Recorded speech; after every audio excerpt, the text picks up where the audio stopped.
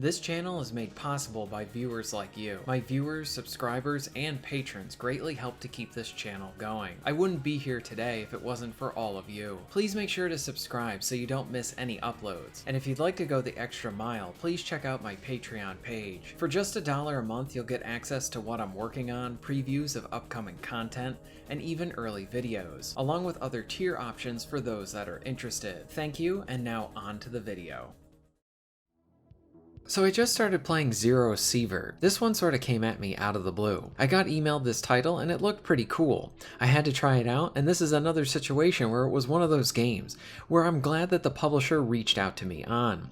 With so many indies released on a daily basis, many coming from starting as early access titles, others going into their second launch with their full release and all of that, it's near impossible to keep up with all of it. And whatever the case may be, whether through receiving an email like this about a new game or finding it myself, it's always a good situation when the game turns out to be a good one. This game is intense, even on its easiest setting, and it's rather hardcore, but at the same time, a game that respects the player and provides something that really scratches that survival itch to have you coming back to it a lot.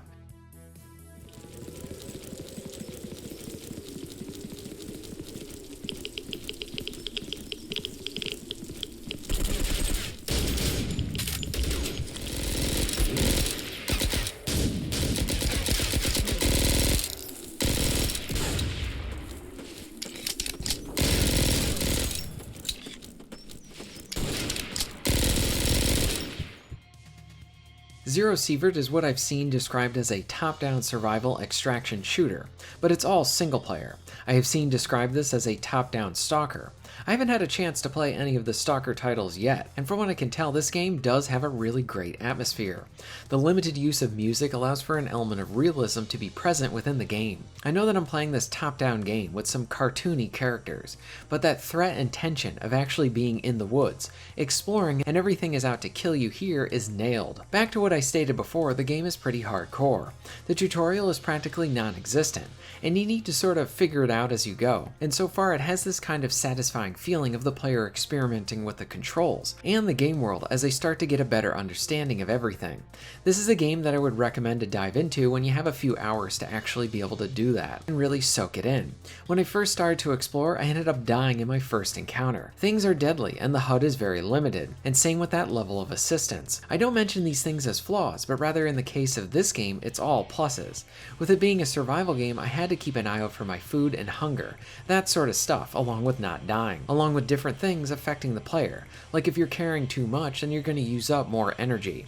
The game makes you think, in a good way. It's intense and oddly addictive too.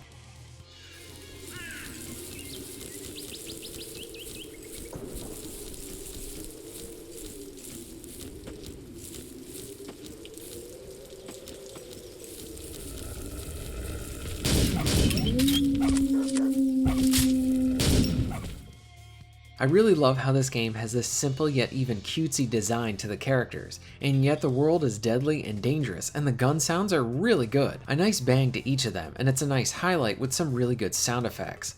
At least with my time with it so far, combat is not a constant thing, but rather these explosive bangs that happen when you come across foes, and running might be a good option as well, depending on the situation.